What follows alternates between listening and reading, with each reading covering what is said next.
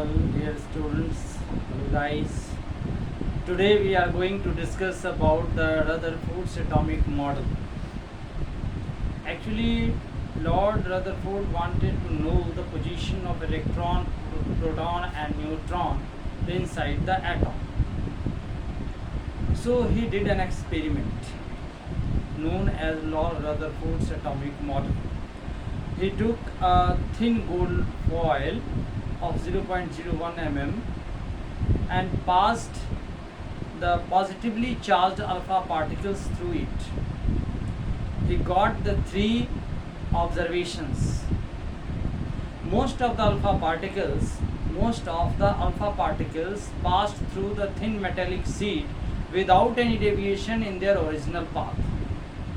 Some of the alpha particles were slightly deviated from their original path, and a few alpha particles were retraced back to their original path, means they were returned back to the original path.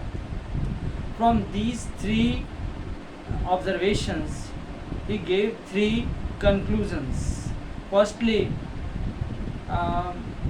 in the center there are positive particles, means there are protons. This was the reason that the positively charged alpha particles which were coming exactly in front of the nucleus, due to the repulsion they were returned back. That satisfies that in the center there are positive charges.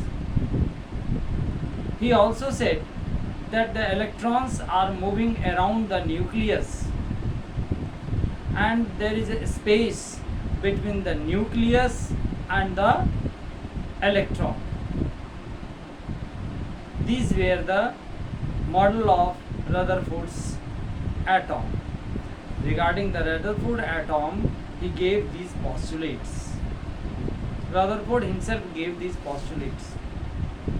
Most of the alpha particles, what were his observations? Most of the alpha particles passed through the thin metallic sheet without any deviation in their original path. Some of the alpha particles were slightly deviated from their original path, and a few alpha particles were returned back to their original path. And these three observations of Rutherford gave the conclusion that in the center there are the positive charges, and all around that nucleus negative charges move around that, and there is an empty space between the nucleus and the electrons. But in it we find Niels Bohr found a defect. He found a defect and said, according to Rutherford, electrons move around the nucleus, but a moving object